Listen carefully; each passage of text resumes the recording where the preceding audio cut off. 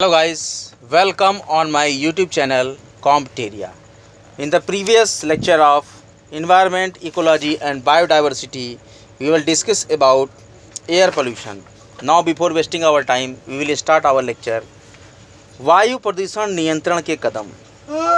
राष्ट्रीय वायु गुणवत्ता सूचकांक यह स्वच्छ भारत मिशन के अंतर्गत चलाई गई पहल है, जिसके सितंबर 2014 में पर्यावरण, वन एवं जलवायु परिवर्तन मंत्रालय के तत्कालीन केंद्रीय मंत्री प्रकाश जावड़ेकर द्वारा प्रारंभ किया गया था। ये सूचकांक आम आदमी को अपने आसपास के क्षेत्र में वायु की गुणवत्ता के बारे में जानने के लिए एक नंबर, एक रंग, एक व्याख्या की रूपरेखा उपलब्ध कराता है। इसमें 6 विभिन्न रंगों के माध्यम से 6 AQI श्रेणियों को तैयार किया गया है, जो वायु प्रदूषण के विभिन्न स्तरों यथा अच्छा, संतोषजनक, मध्यम, प्रदूषित, खराब, बहुत खराब और गंभीर के रूप में इंगित करता है। वायु की गुणवत्ता का मापन 8 प्रदूषकों पर आधारित है। Particulate matter 2.5, sulphur dioxide, nitrogen dioxide, ozone, carbon monoxide, ammonia और लेड। इसे चिकित्सा और वायु गुणवत्ता वाले पेशेवर और IIT कानपुर के विशेषज्ञों की सहायता से केंद्रीय प्रदूषण नियंत्रण बोर्ड द्वारा विकसित किया गया है। वायु गुणवत्ता और मौसम पूर्वानुमान और अनुसंधान प्रणाली सफर केंद्रीय सरकार द्वारा संचालित यह प्रणाली भारत में महानगरों के प्रदूषण स्तर और वायु गुणवत्ता को मापने के लिए शुरू किया गया है, जिसकी स्थापना पृथ्वी विज्ञान मंत्रालय की पहल के तहत वर्ष 2010 में की गई थी और इसका संचालन भारत मौसम विज्ञान विभाग के द्वारा किया जाता है। सफ़र का निर्माण भारतीय उष्णकटिबंधीय मौसम विज्ञान संस्थान पुणे, भारतीय मौसम विज्ञान और राष्ट्रीय मध्यम अवधि मौसम पूर्वानुमान केंद्र के सहयोग से किया गया था। इस राष्ट्रीय पहल का उद्देश्य नागरिकों को मौसम के पूर्वानुमान की जानकारी उपलब्ध कराना और वायु प्रदूषण के संदर्भ में जागरूकता कार्यक्रम चलाना और प्रदूषण नियंत्रण के लिए नीति निर्माण में सहायता करना है। राष्ट्रीय स्वच्छ वायु कार्यक्रम। पर्यावरण मंत्रालय ने 2019 में राष्ट्रीय स्वच्छ वायु कार्यक्रम की शुरुआत की थी, जिसमें वायु प्रदूषण की समस्या से निपटने के लिए 2017 को आधार वर्ष माना गया है। इसके तहत प्रदूषणकारी कणों PM10 और PM2.5 के अनुपात को 2024 तक 20 से 30% तक घटाने का लक्ष्य रखा गया है।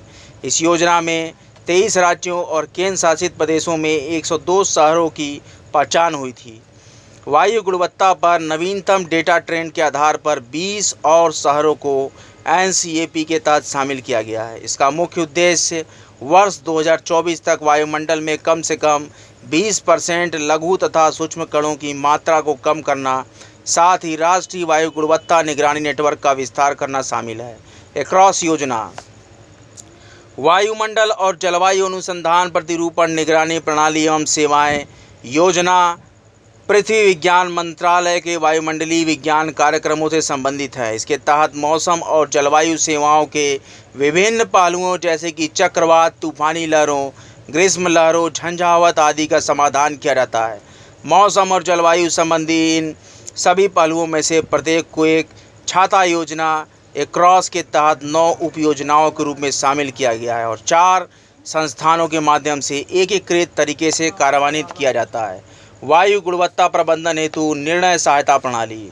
जनवरी 2021 में राष्ट्रीय राजधानी क्षेत्र और उसके आसपास के इलाकों के लिए गठित वायु गुणवत्ता प्रबंधन आयोग ने एक निर्णय सहायता प्रणाली स्थापित करने की प्रक्रिया शुरू कर दी है, जिसमें एक वेब और GIS के साथ साथ मल्टी मॉडल आधारित संचालन और नियोजन निर्णय सहायता टूल भी होगा। यह टूल विभिन्न स्रोतों से होने वाले उत्सर्जन के स्थिर और इधर उधर फैलने वाले धूल, कण इत्यादि का पता लगाने में काफ़ी मददगार साबित होगा। इसके तहत कवर किए जाने वाले स्रोतों में उद्योग, परिवहन, बिजली संयंत्र, आवासीय सड़कों पर मौजूद धूल, कण, पराली जलाना, इनके जलने के बाद बचे अवशेषों, निर्माण गतिविधि से उत्पन्न धूल, अमोनिया, वाष्पशील कार्बनिक यौगिक अपशिष्ट, भराव क्षेत्र या लैंडफिल आदि शामिल होंगे। वायु गुणवत्ता प्रबंधन आयोग केंद्र सरकार द्वारा राष्ट्रीय राजधानी क्षेत्र और इसके आसपास के क्षेत्रों में वायु प्रदूषण की समस्या से निपटने के लिए वायु गुणवत्ता प्रबंधन आयोग गठित करने के लिए एक अध्यादेश जारी किया गया। इसके जरिए सर्वोच्च न्यायालय के आदेश पर गठित पर्यावरण प्रदूषण रोकथाम एवं नियंत्रण प्राधिकरण तथा इस विषय से संबंधित अन्य सभी समितियों को विघटित कर दिया गया है। यह आयोग एक वैधानिक प्राधिकरण होगा। यह केंद्रीय प्रदूषण नियंत्रण बोर्ड और दिल्ली, पंजाब, हरियाणा, उत्तर प्रदेश और राजस्थान के राज्य प्रदूषण नियंत्रण बोर्ड जैसे निकायों का अभिक्रमण करेगा। इस आयोग के वायु प्रदूषण से संबंधित मुद्दों पर इन राज्य सरकारों को निर्देश जारी करने की शक्तियाँ प्राप्त होगी। वायु गुणवत्ता सूचना के प्रसार के लिए वायु गुणवत्ता सूचकांक लॉन्च किया गया। HQI में हवा गुणवत्ता की 6 श्रेणियां हैं, जैसे अच्छी, संतोषजनक, थोड़ा प्रदूषित, खराब, बहुत खराब और विभिन्न रंग योजना के साथ गंभीर। ये सभी श्रेणी की हवाएं स्वास्थ्य पर प्रभाव डालने से जुड़ी हैं। HQI 8 प्रदूषकों PM10, PM2.5, NO2, SO2, CO, O3, NH3 तथा PV पर विचार करता है। वायु प्रदूषण एवं नियंत्रण अधिनियम 1981। इस अधिनियम में मुख्यतः मोटर गाड़ियों और अन्य कारखानों से निकलने वाले धुएं और गंदगी का स्तर निर्धारित करने तथा उसे नियंत्रित करने का प्रावधान है। 1987 में इस अधिनियम में शोर प्रदूषण को भी शामिल किया गया। केंद्रीय प्रदूषण नियंत्रण बोर्ड को ही वायु प्रदूषण अधिनियम लागू करने का अधिकार दिया गया। ये अधिकार जून 1972 में संयुक्त राष्ट्र संघ द्वारा स्टॉकहोम में मानव पर्यावरण सम्मेलन के पश्चात पारित किया गया। इस अधिनियम के अनुसार केंद्र और राज्य सरकार दोनों को वायु प्रदूषण से होने वाले प्रभावों का सामना करने के लिए निम्नलिखित शक्तियां प्रदान की गई।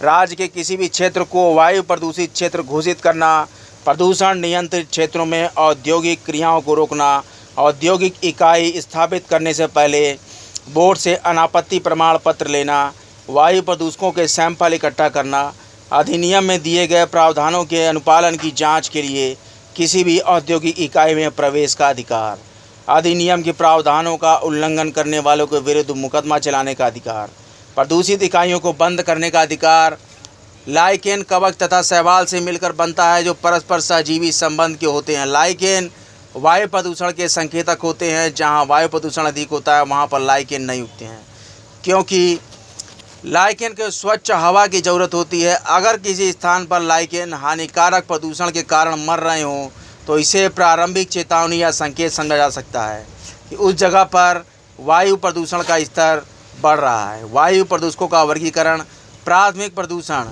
जो सीधे स्रोतों से निकलकर वायु में घुलित होते हैं, जैसे carbon monoxide, carbon dioxide, sulphur dioxide, nitrogen के ऑक्साइड, हाइड्रोजन फ्लोराइड, हाइड्रोकार्बन और बेंजीन।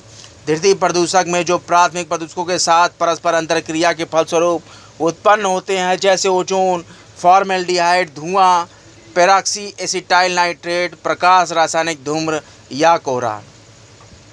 ग्रीन मफलर ये ध्वनि प्रदूषण नियंत्रण की विधि है। सड़कों के किनारे, औद्योगिक क्षेत्रों और राजमार्गों के आसपास के रिहायशी इलाकों में 4-6 पंक्तियों में वृक्षारोपण कर ध्वनि प्रदूषण को कम करने की एक तकनीक है। ये घने पेड़ ध्वनि प्रदूषण को कम कर सकें, क्योंकि पेड़ ध्वनि को फिल्टर करते हैं। घर या रिहायशी इलाकों के आसपास ध्वनि प्रदूषण को कम करने के लिए अशोक और नीम के पौधे लगाए जाते हैं। जल प्रदूषण: जैव रासायनिक ऑक्सीजन मांग। जल के एक नमूने के निश्चित आयतन में उपस्थित कार्बनिक पदार्थों को विखंडित करने के लिए जीवाणु द्वारा आवश्यक ऑक्सीजन को जैव रासायनिक ऑक्सीजन मांग BOD कहा जाता है। अतः जल में BOD की मात्रा कार्बनिक पदार्थों को जैवीय रूप में विखंडित करने के लिए आवश्यक ऑक्सीजन की मात्रा होगी। स्वच्छ जल की BOD का मान 5 ppm से कम होता है। एक जलीय तंत्र की BOD की मांग कार्बनिक अपशिष्ट के प्रकार तथा उसकी मात्रा तथा इनके ऊपर कार्य करने वाले सूक्ष्म जीवों पर निर्भर करती है। घुलित ऑक्सीजन, डिसॉल्व ऑक्सीजन, DO।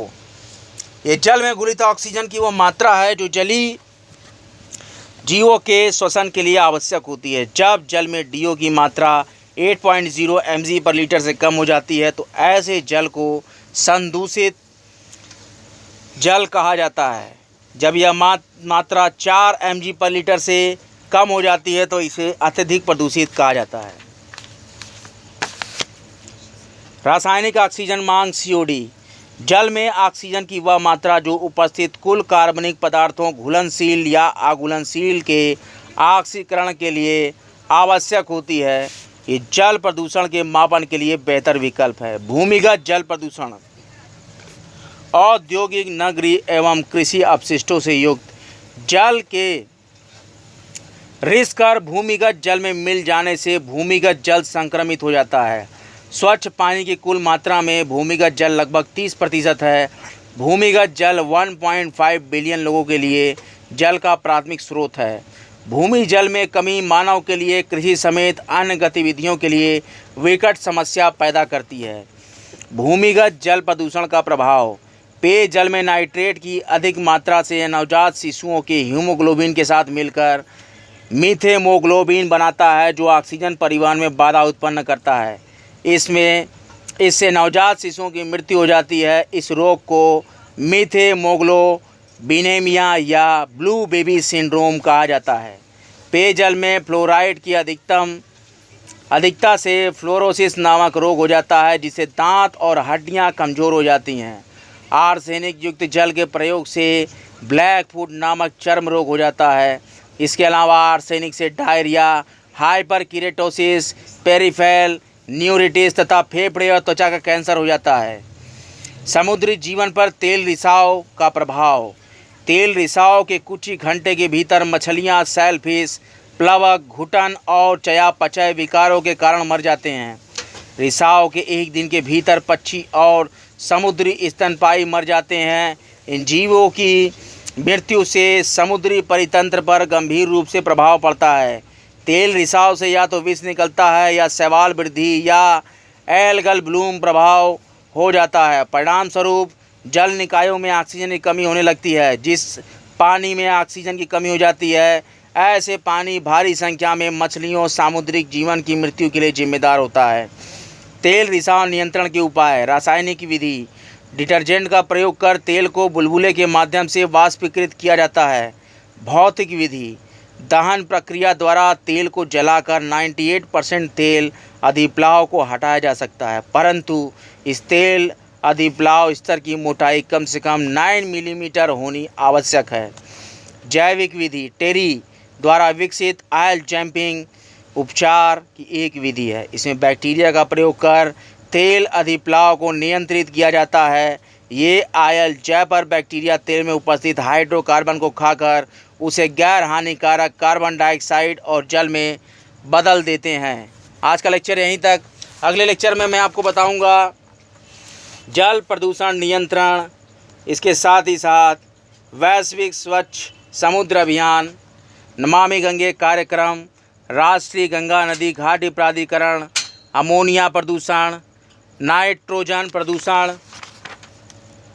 अंतर्राष्ट्रीय नाइट्रोजन पहल, नाइट्रोजन प्रदूषण और स्रोत, नाइट्रोजनीकरण, प्लास्टिक प्रदूषण, वन्य जीव संरक्षण परियोजना और बाघ गणना तकनीक।